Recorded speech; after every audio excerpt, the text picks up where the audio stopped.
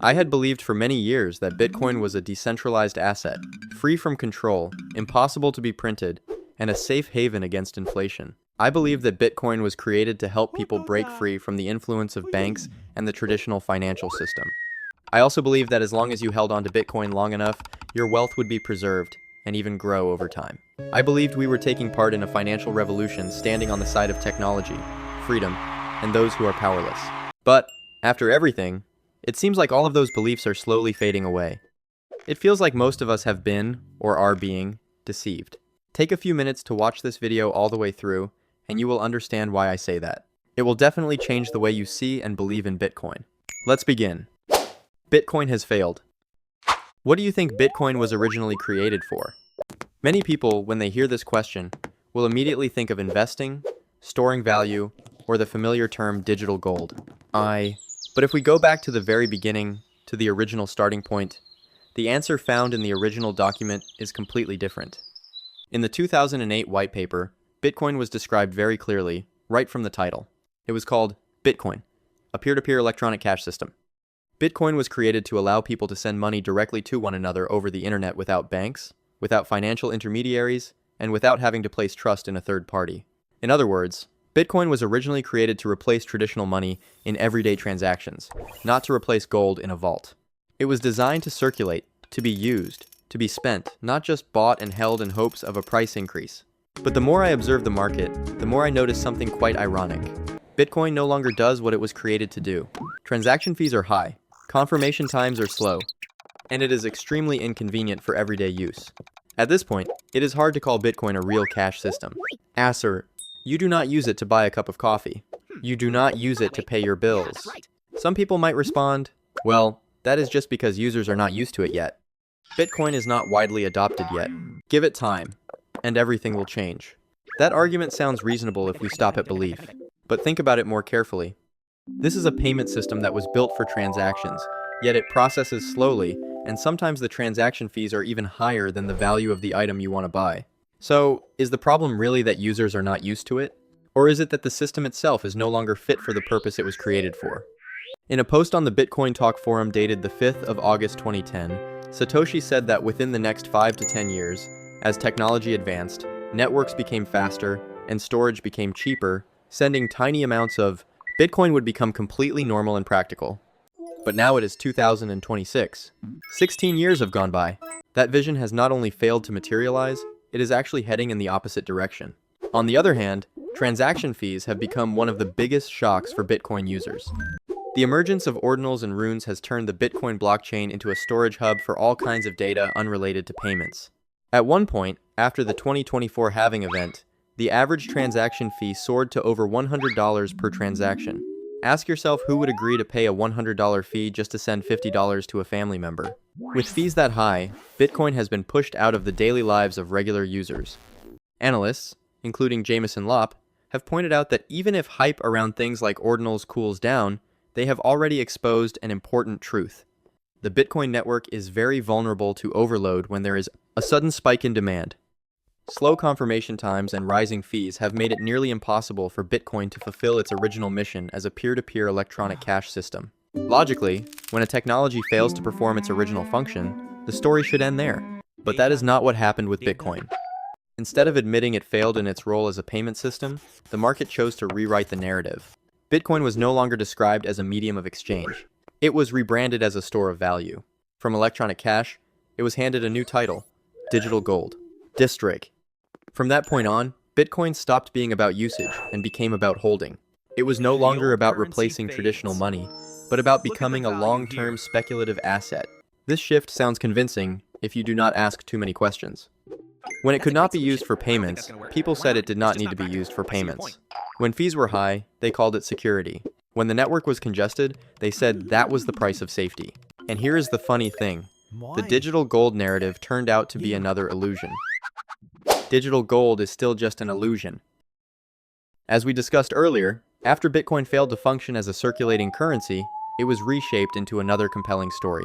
Bitcoin was promoted as an inflation hedge, a safe haven when fiat money loses value, a digital age version of gold. Sounds reasonable. Limited supply, cannot be printed, not controlled by central banks, But the problem is, this story only sounds true until you actually test it with real-world data. The period of high inflation from 2021 to the present has been the ultimate test of that belief. If Bitcoin really was an inflation hedge, then during times of rising inflation, its price should at least stay stable or even increase. But what actually happened was the exact opposite. Many independent studies, including one by Michaela Pinchuk in 2023, made something very clear. Whenever inflation data came in higher than expected, the price of Bitcoin typically dropped, not rose. And honestly, it is not hard to understand why. When inflation rises, central banks, especially the Federal Reserve, are forced to raise interest rates and pull money out of the market. Cheap money disappears. Liquidity dries up, and in that kind of environment, Bitcoin does not behave like gold. It behaves like a high-risk speculative asset. When money leaves the market, Bitcoin is often among the first things to get sold off. In other words, when inflation spikes and monetary policy tightens, Bitcoin does not protect your wealth, it often makes it even more volatile. Another major issue that makes the digital gold story hard to defend is the way Bitcoin moves with the rest of the market. In recent years, data has shown that Bitcoin's price swings increasingly mirror those of tech stock indices, especially the Nasdaq. When the market is excited, Bitcoin surges. When panic hits, Bitcoin often drops even harder. If Bitcoin were truly a safe haven, then during a crisis, it should hold its value or at least drop less. But the reality is the opposite. On top of that, Bitcoin's extreme volatility is a serious concern. It often swings wildly in very short periods of time. There have been stretches where its price dropped by half in just a few weeks. With that level of volatility, Bitcoin is a poor tool for storing value in the short or medium term. Especially for people in countries with high inflation, moving all their assets into Bitcoin could result in losses just as fast or faster than holding their local currency. To be blunt, any asset that can lose 50% of its value in a short period is very hard to call a safe haven. I'm said. The term digital gold sounds nice, but in reality, it is a form of narrative manipulation. Gold has thousands of years of history. It has practical uses in jewelry and industry. It is held by central banks as a reserve asset. Bitcoin does not have those features. It does not generate cash flow. It has no practical use besides being transferred from one person to another. And it is mostly held by people hoping to sell it later at a higher price. Famous economists like Paul Krugman and Nouriel Roubini have repeatedly warned that Bitcoin's value depends almost entirely on belief and fresh money coming in. When cheap money was everywhere, the digital gold story was trusted. But when interest rates rise, and that flow of money is cut off, that story quickly collapses. And the usual consequence reappears. The ones who get hurt the most are those who came in late, the small, everyday investors. Most trading activity in the market is fake. There is one very important thing that you might not have noticed. Most Bitcoin trades and crypto trades in general do not reflect reality. They are designed to look more exciting than they actually are. And the two most important pieces of this machine are Tether, or USDT, and wash trading in simpler terms, printing your own money and trading with yourself. Let us start with Tether, the money printer of the crypto market. Most people, when buying Bitcoin, think they are exchanging real money for Bitcoin. But in reality, the majority of Bitcoin on the market is bought with USDT, not with United States dollars. USDT is the largest stablecoin in the world, issued by a company called Tether. It is promoted as always being worth one United States dollar. But here is the issue. Tether has never gone through a full audit by a traditional, major accounting firm. What Tether publishes are just attestations at a point in time, not full audits of the entire money issuance process. To put it simply, there has never been an independent verification proving that every USDT in circulation is backed by one real dollar. This is especially dangerous because USDT is the main source of liquidity for the market. When new USDT is printed, it can be used to buy Bitcoin and push the price up without any real money flowing in. A well-known study by Griffin and Shams pointed out that during major market downturns, USDT was often printed at just the right moment to buy Bitcoin, like a private central bank stepping in to rescue the market. The biggest risk here is, if trust in USDT collapses, or if it gets shut down by regulators, the entire liquidity of the crypto market could vanish in a very short time. Agencies like the United States Department of Justice have repeatedly linked USDT to money laundering, fraud, and cross-border criminal activity. If one day the USDT switch gets turned off, no feel-good story will be able to save the price of Bitcoin. Now let us talk about wash trading when trading volume is just an illusion. There is one question that very few people ask. Why does Bitcoin's trading volume always look so huge? The answer lies in wash trading. Simply put, This is the act of buying and selling with yourself, usually done by bots to make the market look extremely active. A report from the National Bureau of Economic Research estimated that the majority of trading volume on unregulated exchanges is fake. No real money changes hands. Only the numbers on the screen move. Even on big-name exchanges, recent studies have still found signs of wash trading, especially in trading pairs involving USDT. The goal here is very clear. Make the charts look good. Create strong green candles. Create the feeling that big money is coming in. When you see the price going up with high volume, it is easy to believe that the market is very strong. But often, what you are really seeing is just bots tossing coins back and forth while the number of real investors is much smaller than you think. Bitcoin is no longer decentralized. When people talk about Bitcoin, there is a belief that almost everyone has heard, that the network is decentralized, secured by millions of computers scattered around the world, and therefore, no one can control it. But if you take a close look at the Bitcoin mining industry in 2025, the reality tells a very different story. Instead of millions of small, independent players, the majority of the network's computing power is now concentrated in the hands of just a few industrial-scale mining pools. In 2025, the two biggest names in Bitcoin mining are Foundry USA and Antpool. Foundry USA alone controls more than 30% of the total network hash rate. Antpool holds over 20%, not to mention its indirect influence through partner and satellite pools. Combined, just these two entities control nearly half of the total computing power behind Bitcoin. And if we include a few other major pools, it becomes clear that most of the network's hash rate is concentrated in the hands of a very small group of organizations. To be blunt, Bitcoin no longer operates like a decentralized network. It is starting to resemble more of an oligopoly. The real issue here is not just the numbers, but the consequences of concentrated power. Foundry USA is based in the United States, part of the digital currency group ecosystem, regulatory requirements closely. That means this mining pool could be required to censor or exclude transactions involving sanctioned addresses.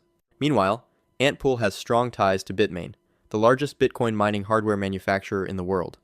When both the hardware and the hash rate are concentrated in the hands of just a few players, the idea that no one controls the network becomes very fragile. In theory, if just 2 or 3 of these major pools cooperate or are pressured by governments, they could launch an attack that controls the majority of the hash rate. They could delay or block transactions from certain addresses. They could reverse their own transactions. And in some scenarios, they could temporarily weaken the immutability of the blockchain. Even if such a scenario has not happened yet, the fact that it is even possible is already a serious concern for a system that claims to be decentralized. Transactions are no longer certain. There used to be a very common rule within the Bitcoin community. If someone sent you Bitcoin, all you had to do was wait for 6 confirmations about 1 hour, and the transaction was considered secure and irreversible. This rule existed for many years, and many people still believe in it today. But in early 2025, Luke Dashier, one of Bitcoin's longtime developers, issued a serious warning. He said that the rule of 6 confirmations is safe is no longer reliable. Here's why. When a few large mining pools control too much hash power, they can secretly mine an alternative chain of blocks alongside the main one. If their chain ends up being longer, they can replace the currently accepted chain. In simpler terms, a transaction you thought was final might still be reconsidered in some situations. Not because of a technical glitch, but because mining power is too concentrated in the hands of a few. According to recent calculations, under current conditions, to reach a high level of safety, Bitcoin recipients might need to wait for more than 800 confirmations, roughly 5 to 6 days. That means if you sell something in exchange for Bitcoin, you cannot consider that payment final in just 1 hour anymore. You may have to wait several days to be sure the funds are truly yours. Put yourself in the seller's shoes. You sell a phone, a car, or even just a loaf of bread.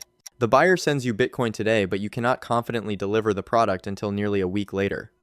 With that kind of speed, once again, Bitcoin proves to be nearly unusable for regular commercial transactions. Conclusion. The hard truth we must face. After everything we have just discussed, there is one truth that is difficult to ignore. The Bitcoin world we were once told about with its image of decentralization, freedom, fairness, and support for the masses no longer exists. What exists today is a different version. A Bitcoin that has been financialized, industrialized, and dominated by a very small group of powerful interests. Mining is no longer a community activity, it belongs to corporations. Prices no longer reflect natural demand, they are distorted by artificial liquidity and fake trading activity. And money does not flow in because of ideals, but because of profit. There are a few harsh truths that anyone in this market needs to keep in mind. First, your ownership is more fragile than you think. If you buy Bitcoin through financial products, you do not actually own Bitcoin, you only own a promise. If you buy Bitcoin on an exchange and leave it there, you are placing your trust in a crypto bank that is neither insured nor regulated like traditional banks. Real control only exists when you hold the asset yourself, and very few people actually do that properly. Second, this is not a fair game. This market does not operate the way new investors imagine it does.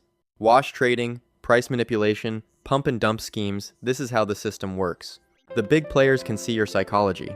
They can see where you enter the market, and they play the game in the opposite direction. Third, systemic risk is real, not a theory. Liquidity depends heavily on Tether. Custody is centralized in firms like Coinbase Custody, and mining power is concentrated in a few mining pools. If just one part of this chain breaks, a domino effect can unfold very quickly, and there is no emergency stop button for retail investors. So, does that mean investing in Bitcoin is a mistake? Not necessarily. The biggest mistake is not buying Bitcoin. The biggest mistake is buying Bitcoin with blind faith in myths that no longer hold true. If you step into this market thinking you are part of a revolution for the poor or fighting for financial freedom for the masses, then chances are you are misunderstanding the game. The truth is, this is a global casino. It is run by people who are extremely smart, extremely experienced, and not at all merciful. Bitcoin did not lie to you, but the story built around it did. If you are still going to participate, then do so with awareness and control. Right below this video, I have included links to major exchanges where you can buy and sell Bitcoin and other cryptocurrencies. These are popular platforms with high liquidity, used by people all over the world. I will be creating many more videos like this, digging into corners of the crypto world that few people talk about, so you do not enter this market with your eyes closed. See you in the next video.